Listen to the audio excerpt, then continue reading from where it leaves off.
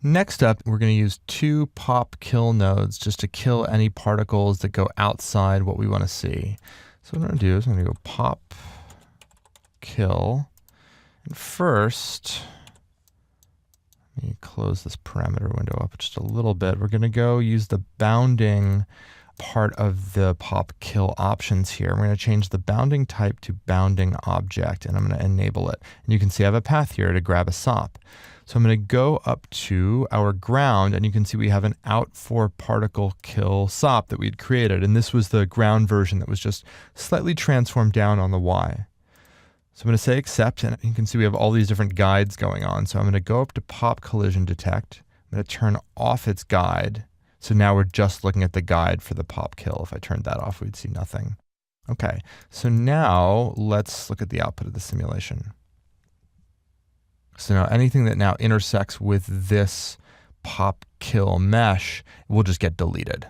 So we have some stuff falling through, but it'll just go away. And now you can see instead of having those kind of trails that just fall under the surface, those particles just die when they hit this mesh. But it's a little bit below the mesh we're actually seeing, so we're not going to have any weird pops right on the mesh itself.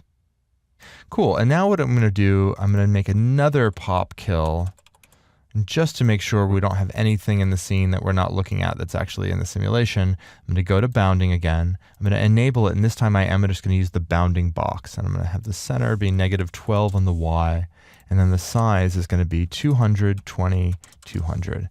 Let's zoom out so you can see. And basically this is just creating this big box around the whole thing that is saying, hey, if there's anything that goes outside, just kill it out, just so we're not writing out particles we're not using, nor is the simulation having to think about particles that are outside of the area we want. So this is good. You can use these just to cull out things out of sections where you don't need anything.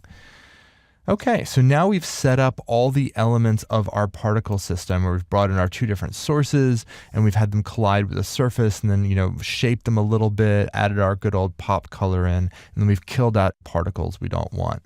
For this one, the end of the default chain here is fine. I've got this default merge node. We aren't using it, but we can leave it. And we are using gravity this time because we do want it to have the particles to fall. So we will leave this particle sim network as is. And next up, we're going to move on to prepping these and caching out the particles to then move on to coloring them and styling the way we want.